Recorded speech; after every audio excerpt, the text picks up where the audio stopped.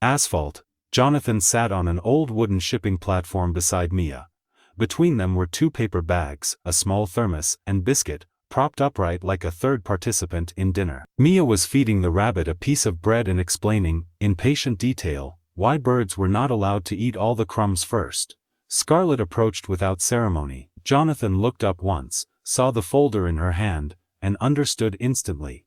She set the folder beside him. For a few seconds neither spoke. Finally she said, "Why didn't you tell anyone?" Jonathan opened his sandwich, looked at the bread, then at Mia, who was now trying to balance a pickle slice on Biscuit's lap. "Tell who?" he asked. Scarlett almost laughed from disbelief. "Anyone." He took a slow breath. "My prayer. People hear what fits the story they already have." "And what story was that?" "That I'm the man who cleans up after other people." He took a bite, chewed, swallowed. "Nothing wrong with that.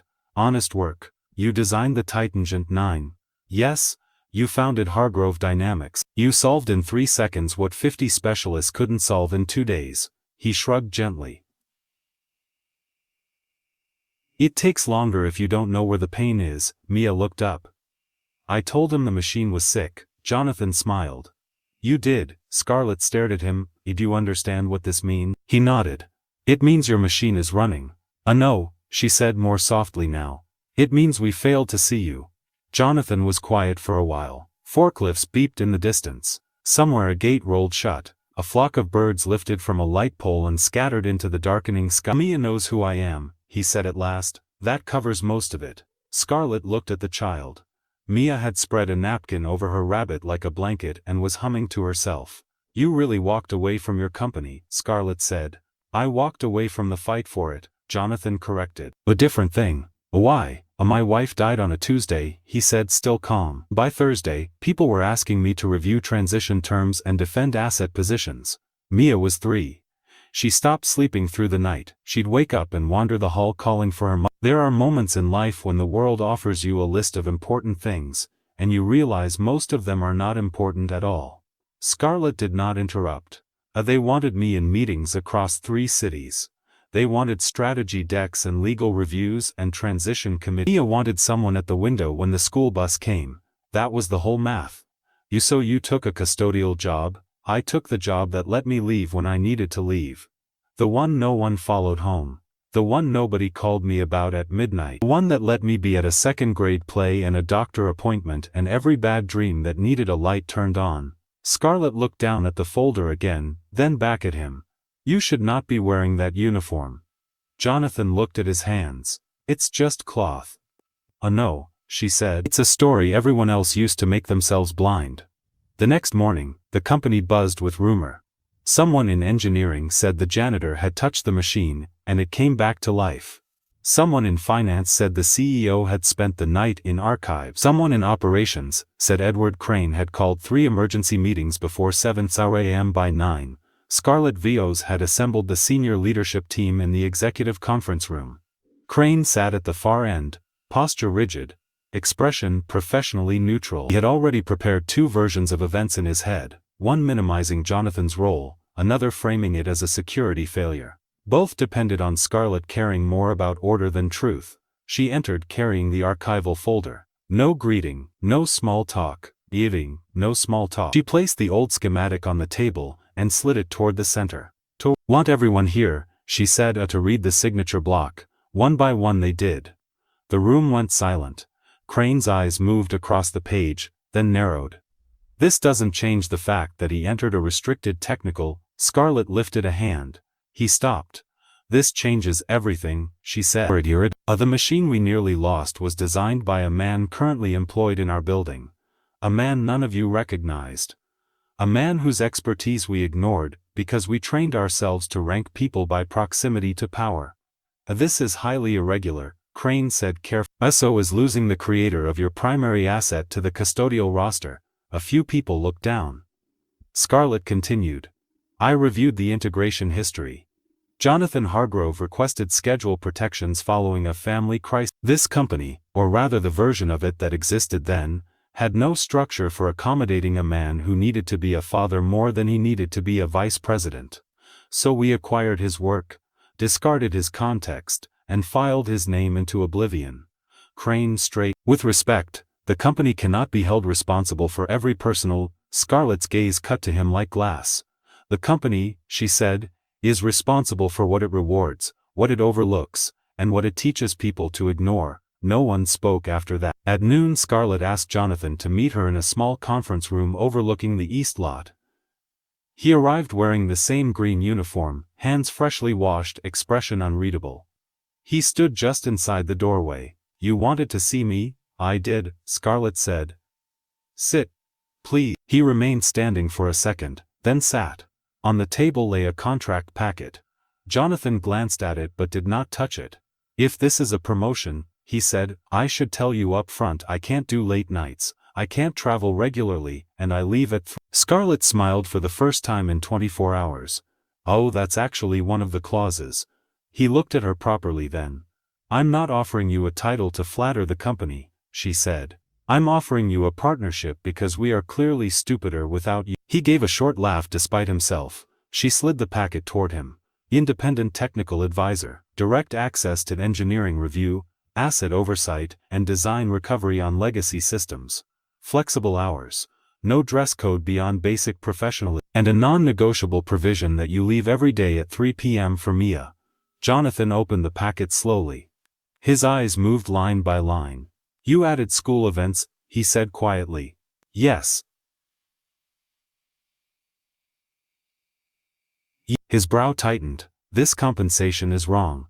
It's overdue," Scarlett said. He sat very still. "I don't want gratitude," she continued. I want systems that don't make people disappear because their life doesn't fit a template built by men with wives at home and dinners made for them. I want the engineers in this building to learn that intelligence does not announce itself in the right fabric." Jonathan closed the packet. "We'll have resistance," he said. "I already do. A crane, among others." He nodded once. "Then why do it?" Scarlett leaned back. "Because yesterday I watched a child say Daddy fixed it in a room full of adults who would rather believe in magic than humility." Jonathan looked down, and for the first time since she had known him, emotion moved visibly across his face. Not vanity, not triumph. Just the private ache of being seen after a long time in shadow. "I'd need to pick Mia up today at 2:30, he said. Scarlett folded her hand. Jonathan, if you take this role and stay past 3, I'll consider it a violation of contract." That time he laughed fully. News of his appointment traveled fast and strangely. On the floor, welders and maintenance techs accepted it first. They had always understood that the building ran on more kinds of knowledge than conference room knowledge. Office staff took longer. Some were embarrassed by how often they had passed him without seeing him. Some overcompensated with awkward enthusiasm. A few quietly resented him for becoming important without playing the usual game. Edward Crane was among the last group. He approached Jonathan 2 days later near the Central Assembly catwalk. "I assume," Crane said, "you understand the need for proper reporting channels going forward." Jonathan looked up from a service tablet he was learning to use again. Independent action on the floor creates liability." Jonathan nodded. "So does arrogance." Crane's jaw tightened. "I'm enjoying going home on time." Then he turned back to the machine. Over the following weeks, something subtle changed at Caldwell. Jonathan did not stride in like a conqueror. He did not demand apologies.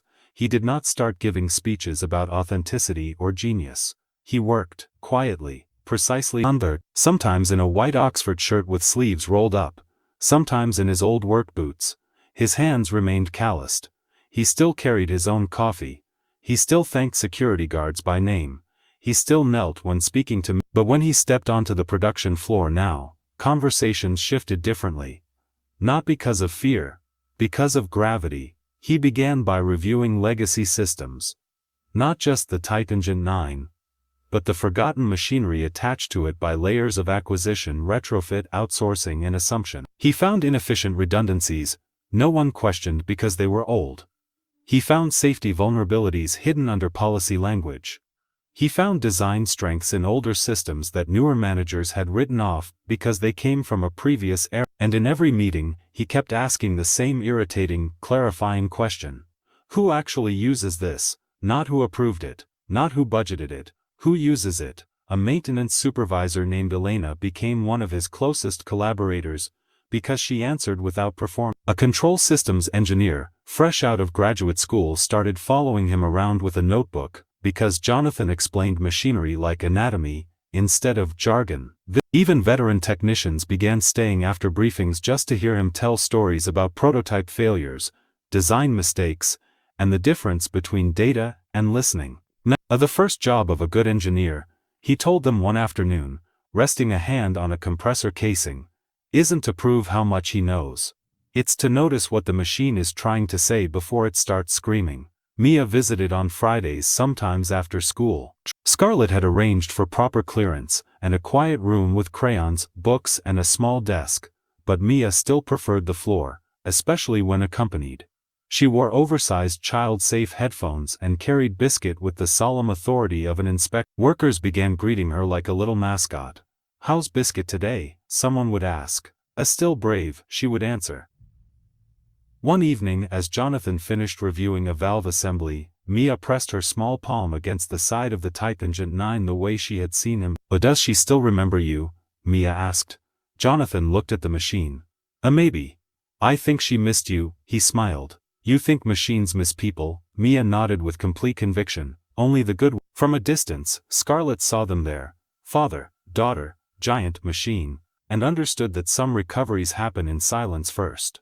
Not the loud kind companies celebrate in quarterly letters. The human kind. The kind where dignity is restored by being treated as if it had always been present. Eventually, even the board wanted to meet Jonathan. He dreaded it. Scarlett knew he would.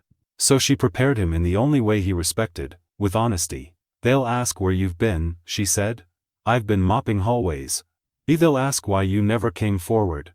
"I came forward yesterday." No one looked down. She smiled. Good. Keep that." At the board meeting, they expected an eccentric genius reclaimed from obscurity.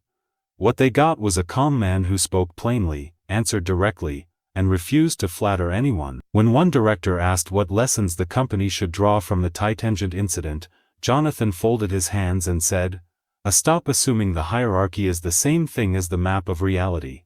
No one forgot that. Months later, a new training principle was quietly added to Caldwell Leadership Development.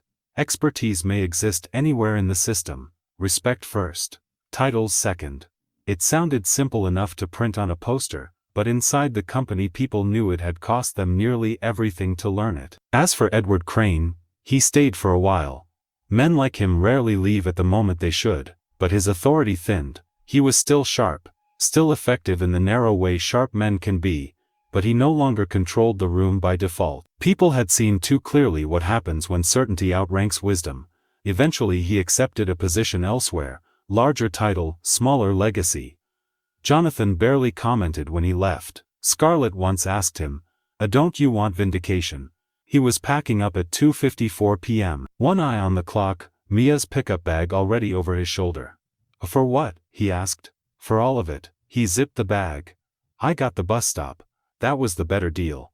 Years later, employees would still tell the story to new hires, not always accurately. Stories grow ornaments with time. In some versions, Jonathan tapped the machine once and brought the whole plant back to life.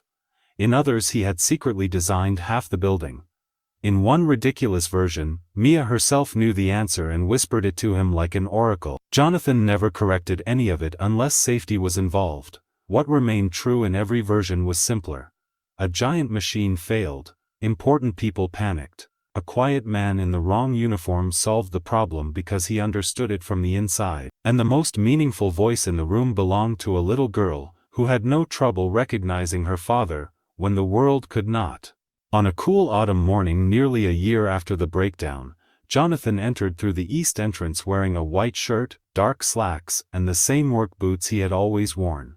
His badge was a different color now, but he did not walk differently. He crossed the production floor before first shift fully settled in. The Type Engine 9 was already running, steady and enormous, its rhythm deep as weather. He stopped beside it and placed one hand flat against the housing. Not dramatically, not for anyone watching, just a hand on metal. A check-in. A quiet acknowledgement between two things that had endured more than most people knew. Behind him, Mia's voice rang from the corridor. Daddy, you said 3 o'clock today." He glanced at his watch. "I know. A prom." He turned and the whole severity of the industrial world seemed to soften around the smile that crossed his face. "Always," he said. She ran to him with Biscuit under one arm and slipped her hand into his. Together they walked down the long aisle between machines, past the weld stations, past the control bay, past the places where people had once overlooked him so completely they forgot to imagine a hidden life behind a visible uniform. Workers nodded as he passed. Engineers paused their talk. Somebody lifted a hand in greeting.